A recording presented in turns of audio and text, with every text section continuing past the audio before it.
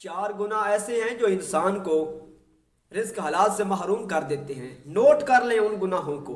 वो गुनाह ऐसे हैं कि जो अल्लाह ताला की रहमत से दूर कर देते हैं। अल्लाह ताला के गज़ब और गुस्से को दावत देने वाले वो गुनाह हैं। खुदारा उन गुनाहों को छोड़ दिया जाए, वरना उनका सबसे बड़ा नुकसान ये है कि इंसान दुआ भी मांगेगा तो मेरा अल्लाह दुआ भी कबूल नहीं फरमाएगा। बहुत बुरे गुनाह हैं। आइए वो गुनाह कौन से हैं? हज़रत अमीरुल मोमिनीन खलीफतुल मुस्लिमीन सैयदना अलीउल मुर्तज़ा शेर खुदा रज़ी अल्लाह ताला अन्हु, आपकी बारगाह में एक शख्स हाजिर होता है। या अमीरुल मोमिनीन, कुछ ऐसे इंसान दुनिया में आते हैं जो पैदा होते ही अमीर होते हैं, सारी ज़िंदगी वो अमीरी में गुजारते हैं और फौत होते वक्त भी वो अमीर ही होते हैं। और कुछ ऐसे भी लोग होते हैं जो दुनिया में आते हैं, थोड़े वक्त के लिए वो अमीर तो होते हैं, लेकिन फिर गुर्बत, फिर तंगदस्ती उनका मुकद्दर बन जाती है।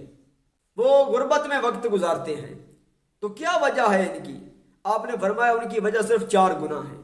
चार गुनाह ही इंसान को गुर्बत की तरफ, अल्लाह ताला की रहमत से दूर कर देते हैं। तो मौला मुर्तज़ा शेर खुदा फरमाते हैं, नंबर एक, पहला गुनाह सूद है। सूद पहला गुनाह है, इंसान की खुशियों को खत्म कर देता है। पहला गुनाह सूद है जो इंसान को अल्लाह ताला की रहमत से दूर कर देता है। इंसान वो दुआ भी मांगे तो अल्लाह दुआ कबूल नहीं फरमाता जो सूद खाता हो। कितना बड़ा गुनाह है ये सूद। मेरे रसूल पाक अलैहिस्सलातु वस्सलाम की एक हदीस से मुबारका का मफहूम है, फरमाया कोई अपनी माँ से जिना करना पसंद करता है? कहा नहीं या रसूल अल्लाह। फरमाया इतना गुनाह सगी माँ से जिना करने का नहीं जितना सूद खाने का गुनाह है। सूद खाने का जितना गुनाह है। सूद ये इंसान की खुशियों को खत्म कर देता है। मेरे मौला मुर्तज़ा शेर खुदा फरमाते हैं, दूसरा गुनाह क्या है? किसी नेक खातून पर तोहमत लगाना, किसी नेक औरत पे तोहमत लगाना, ये दूसरा गुनाह है। जो इंसान दुआ भी मांगेगा तो अल्लाह दुआ कबूल नहीं फरमाएगा जो इस गुनाह में मुलव्वस हो। हजरत ईसा अलैहिस्सलातु वस्सलाम की बारगाह में एक बीबी हाजिर होती है।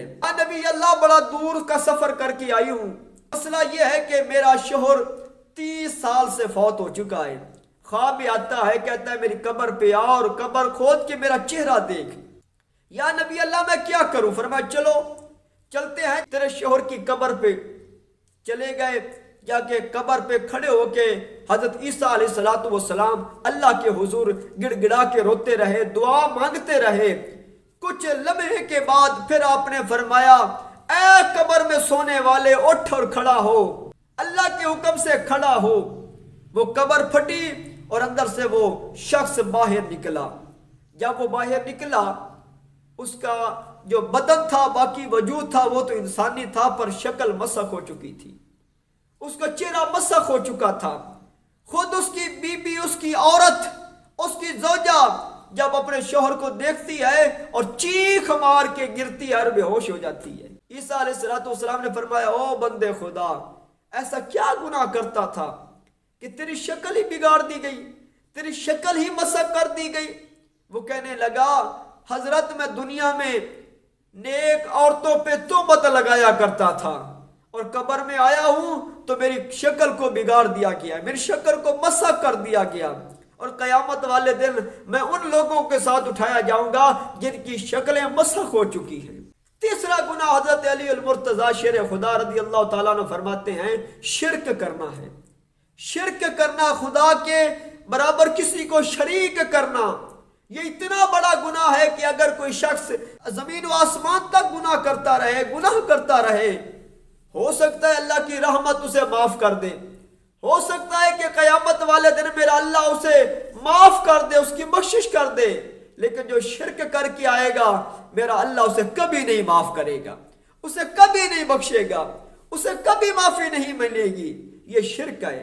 और चौथा गुनाह और आखिरी गुनाह जो हजरत अली अल मुर्तज़ा शेर खुदा फरमाते हैं वो जादू करवाना। आज लोग जादू करवाते हैं ना, किस लिए करवाते हैं? कि ये खुश क्यों है, उसकी खुशी को खत्म करने के लिए, उसकी खुशी का जनाजा निकालने के लिए, उसको बर्बाद करने के लिए, अपने भाई को बर्बाद करने के लिए लोग जादू करवाते हैं। और जादू करने वाला वो कुफर तक पहुंच जाता है, اس کا خاتمہ ایمان پہ نہیں ہوتا۔